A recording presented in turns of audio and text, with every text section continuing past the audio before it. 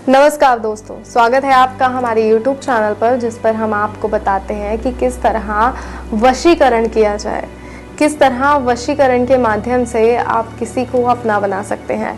कोई आपसे रूठ गया है, नाराज़ है या किसी से कोई काम आप करवाना चाहते हैं तो किस तरह आप उसे अपना बना सकते हैं, किस तरह आप उस व्यक्ति से अपना काम करा सकते हैं। लेकिन ये सब आप तभी कीजिएगा तब आप इस बात के लिए श्योर हो कि आपको उस व्यक्ति को वश में करना है, तभी आप इस वशीकरण विधि का या किसी भी वशीकरण विधि का प्रयोग कीजिएगा। क्योंकि कई वशीकरण विधि ऐसे होती हैं जो बहुत ही प्रचंड होती हैं। जैसे जो विधि मैं आपको बताने जा रही हूँ, ये एक प्रचंड वशीकरण विधि है, जिसका प्रयोग अगर आपने गलत मंशा से किया तो ये आगे चल के आपको बहुत कुछ भुगतना भी पड़ सकता है। वो व्यक्ति फिर आपसे दूर ही नहीं होगा, फिर आप कुछ ऐसा तरीका ढूंढेंगे कि वो व्यक्ति आपसे दूर हो जाए। तो इससे अच्छा ये है कि आप पहले इस बात के लिए श्योर हो जाएं कि आप उनसे प्रेम करते हैं या फिर आपको उनसे काम कराना ही है, तभी आप उस व्यक्ति को अपने वश में करें। तो आइए मैं आपको बताती हूँ कि आपको किसी को वश में करने के लिए कम से कम सामग्री में किस तरह आप किसी को वश में कर सकते हैं। तो शुरू करते हैं और सबसे पहले मैं आपको सामग्री ही बता देती हूँ जो सामग्री हमें चाहिए।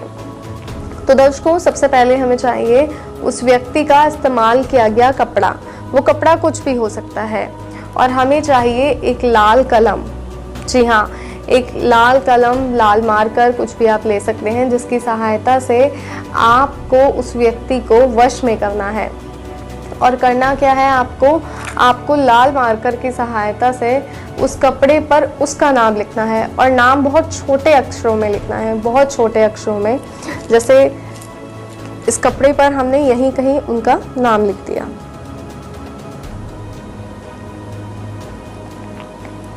इस तरह हमने नाम लिख दिया और इसको अंदर की तरफ दबाकर फोल्ड कर दिया इस तरह। और इसके बाद इस कपड़े को आपको 7 दिन तक अपने पास रखना है। जी हाँ, 7 दिन तक इस कपड़े को आपको अपने पास ही रखना है, अपने से अलग नहीं करना है। चाहे आप इसे अपने तकिए के नीचे रखिए या कहीं भी रखिए जहाँ आपको सहूलियत हो, लेकिन ये कपड़ा किसी के हाथ नहीं लगना चाहिए। इस बात का भी खास तौर पर ध्यान रखिएगा। और जिस वक्त आप इस पर नाम लिख रहे हो, उस वक्त उस व्यक्ति का ध्यान कीजिए जिसे आप वश में करना चाहते हैं। जी हाँ, और उसके बाद 7 दिन बाद इस कपड़े को बाहर कहीं ले जाकर आपको जला देना है। इसकी राख को आपको अपने पैरों से कुचलना है, अपने पैरों से मसल देना है। जैसे ही आप इसकी राख को, इस कपड़े की राख को, जले हुए कपड़े की राख को आप अपने पैरों से मसलेंगे, वो व्यक्ति पूरी तरह आपके वश में हो जाएगा। जी हाँ, ये एक सरल और सटीक तरीका है किसी व्यक्ति को पूरी तरह अपने वश में करने का। और ये कैसे हो सकता है ये मैंने आपको बताया, लेकिन इस विधि का प्रयोग बहुत ही संभल कर कीजिएगा कि ये करते वक्त कोई आपको ना देखे, ना उस वक्त जब आप कपड़े पर व्यक्ति का नाम लिख रहे हो, ना उस वक्त जब आप इस कपड़े को जला रहे हो। जी हाँ, दोनों ही चीज़ों में आपको ध्यान रखना है कि आपके आसपास कोई ना हो। अपने घर से बाहर जाकर आपको इस कपड़े को जलाना है और इसकी राख को अपने पैरों से मसल देना है। जैसे ही आप इसकी राख पैरों से मसलेंगे, वहाँ वो व्यक्ति आपकी ओर खिंचा चला आएगा। वो सिर्फ और सिर्फ आपका हो जाएगा, चाहेगा आपके साथ समय व्यतीत करना, आपकी बातें सुनेगा। फिर आप उससे कोई काम करवाना चाहते हैं, आप चाहते हैं कि आपके लिए वो कोई कार्य करे, जो आप कार्य उसे बोलेंगे वो कार्य वो ही करेगा। ऐसा ही होगा, लेकिन ये तभी होगा जब इसे आप सही तरीके से करेंगे और सही तरीके से इस विधि को अपनाएंगे।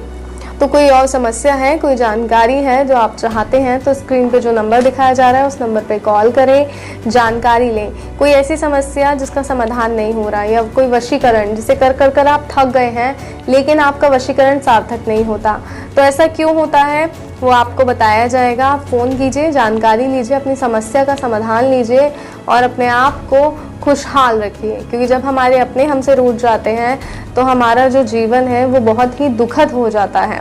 तो इस दुखद जीवन से बाहर आइए, अपने आप को खुशहाल रखिए, फ़ोन कीजिए और अपनी समस्या का समाधान कीजिए। फिलहाल दीजिए इजाज़त, फिर हाजिर होंगे एक और नए तरीके के साथ। जय माता दी।